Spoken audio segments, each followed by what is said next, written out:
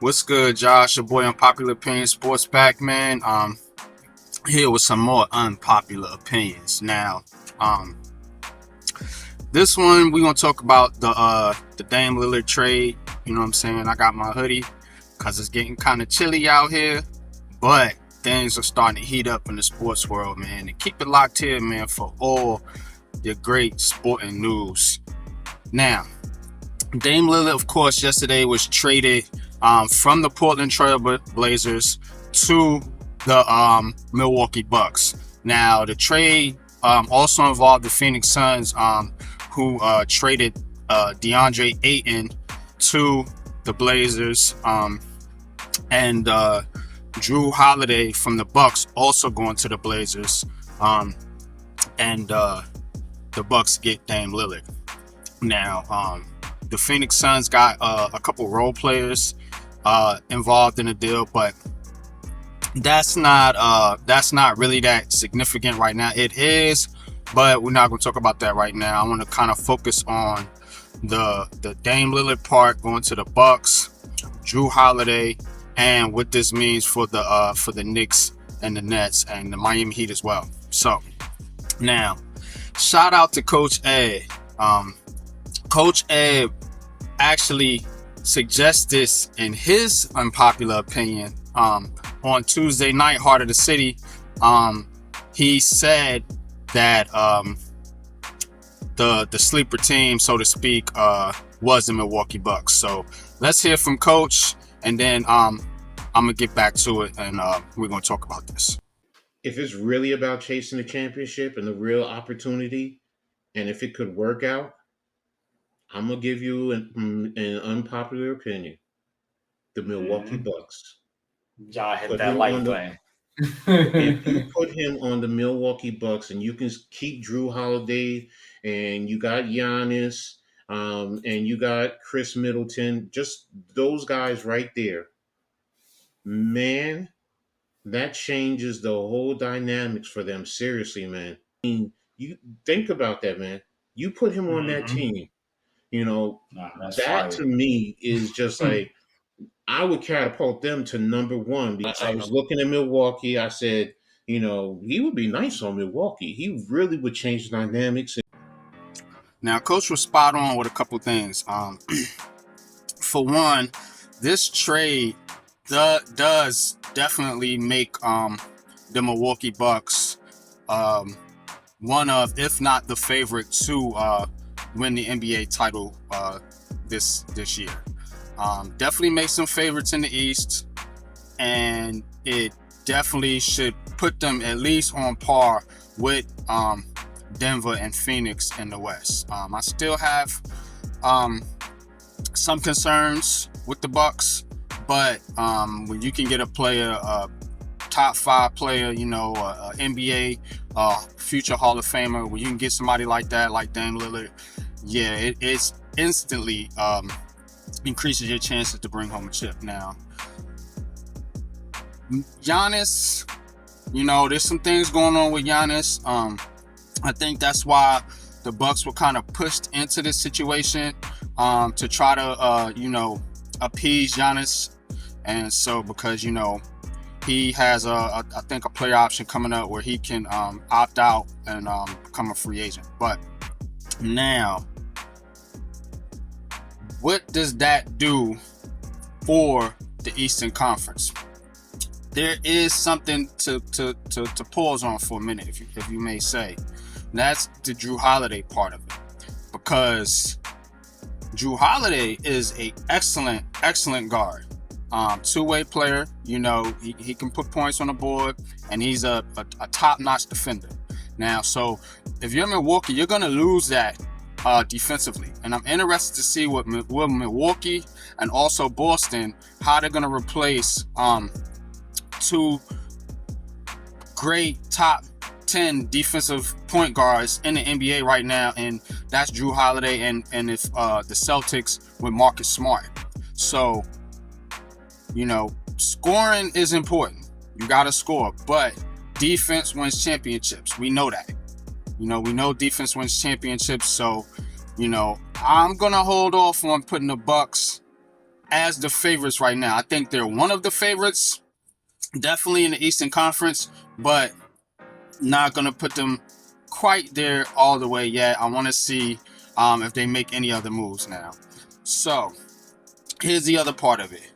Drew Holiday now on the Blazers is expected to get traded from the Blazers to a contending team. This is where the Knicks and Nets come into play. If you're the Knicks, do you go out, talk to the Knicks fans, do you go out and try to get Drew Holiday? Now, you got Brunson. I don't know if they can play together in the backcourt, but Drew Holiday is a top guard in this league now. So also the Knicks, I think you can kind of put to bed that Giannis trade rumors, so to speak. So that's dead right now. The Knicks are always going to be involved in trade rumors because of the draft picks that they got, but doesn't look like Giannis is going anywhere, at least this season, with this Dame Lillard trade. Now, from the Nets standpoint, Drew Holiday looks real interesting. Looks real interesting, man. If you can this is a definite upgrade for the Nets. If you can get Drew Holiday here in Brooklyn, and maybe you gotta let Cam Thomas go, or maybe I would try to get Dinwiddie out of there if possible. You can flip Dinwiddie and a couple draft picks for Drew Holiday. I'd do it. You know why I'd do it? Because while we're talking about the Bucks losing defensively, losing a little bit defensively, we're talking about the Celtics losing a little bit defensively. If you get Drew Holiday, the Nets are instantly, I think, probably the best defensive team in the NBA. Hands down. But I don't know if that's in the works.